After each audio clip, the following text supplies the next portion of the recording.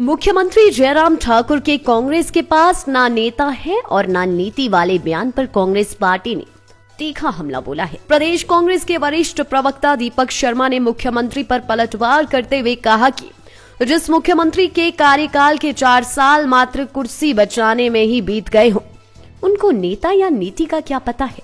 उनकी नजर में देश की परिसंपत्तियों को बेचना ही सबसे सही नीति है। सरकार ने कोरोना संकट काल में भी जनता को लूटना नहीं छोड़ा। Mask, sanitiser, PP kit, ventilator तक में घोटाले कर दिए। ऐसी सरकार की नजर में यही सबसे अच्छी नीति है और भ्रष्टाचारी ही नेता है। दीपक शर्मा ने कहा कि जनहित की नीति क्या होती है, यह मुख्यमंत्री की समझ से बाहर है। इसके लिए दूरदर्शी नजरिया अपनाने की आवश्यकता होती है, लेकिन दुर्भाग्य से इस सरकार में इसकी कमी है।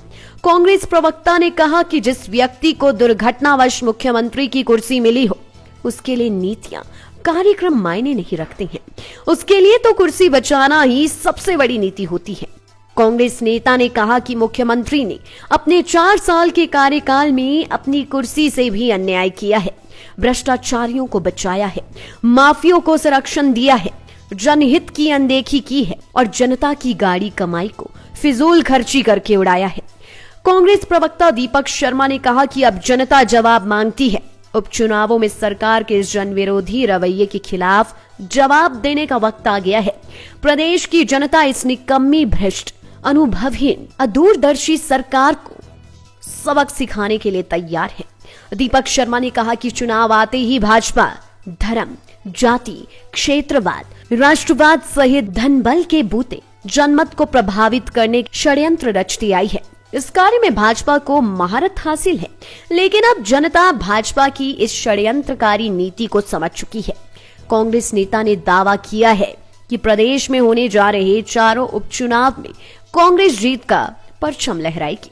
मुख्यमंत्री जयराम ठाकुर जी का ये कहना कि कांग्रेस के पास न नेता है न नीति है, ये मुख्यमंत्री की उस सोच को दर्शाता है जिस सोच के अंतर्गत इनके अनुसार मात्र भ्रष्टाचार करने वाले ही नेता होते हैं और देश की संपत्तियों को बेचना ही सबसे बड़ी नीति है। जिस मुख्यमंत्री ने अपने 4 साल का कार्यकाल अपनी कुर्सी बचाने में खर्च कर दिया हो और जनहित की समस्याओं के प्रति जो लापरवाह रही हो सरकार, उस सरकार का इस तरह से कहना उनकी इस नीति को दर्शाता है कि उनकी नज़र में दूरदर्शिता है ही नहीं और वो मात्र अपनी कुर्सी बचाने के लिए उल-जुलूल बयानबाजी करते रहते हैं।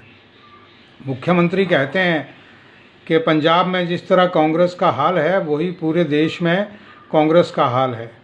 हम मुख्यमंत्री जी से कहना चाहते हैं कि पंजाब में कांग्रेस की लोकप्रिय सरकार है, तो कांग्रेस का हाल तो ठीक है, लेकिन पंजाब में भारतीय जनता पार्टी कहाँ खड़ी है? वो तो ज़मीनी स्तर के ऊपर कहीं नज़र भी नहीं आती है। यही हाल जो है वो पूरे देश में भारतीय जनता पार्टी का होने वाला है। आप बेहतर ये होगा कि जनहित के मुद्दों के ऊपर ध्यान दें और दूरदर्शिता अपनाएं, जो इस सरकार में बिल्कुल नहीं है। बौद्धिक स्तर पर सरकार का जिस तरह से खाना खाली है वो देखने में आता है। ना तो किसी तरह की कोई जो कर्ज हिमाचल प्रदेश के ऊपर 65,000 करोड़ का हो चुका है उसके बारे में कोई नीति है, ना कार्यक्रम है, ना उनके बारे में किसी तरह की सोच है। ऐसी सोच वाले व्यक्ति जिनकी नज़र में मात्र भ्रष्टाचार करना और भ्रष्टाचारियों को संरक्षण देना और आपदा में भी लूट के अवसर ढूंढना जिस सरकार की नीति रही हो, वो सरकार का दृष्टिकोण सामने आता है। हमारा सरकार से ये आग्रह है कि आप रचनात्मक, सकारात्मक तरीके से देश की भलाई, प्रदेश की भलाई के लिए सोचें और इस तरह की गैर ज़रूरी, अर्थहीन, तर्कहीन टिप्पणियां करके आप अपना उपहास ना उड़ाएं।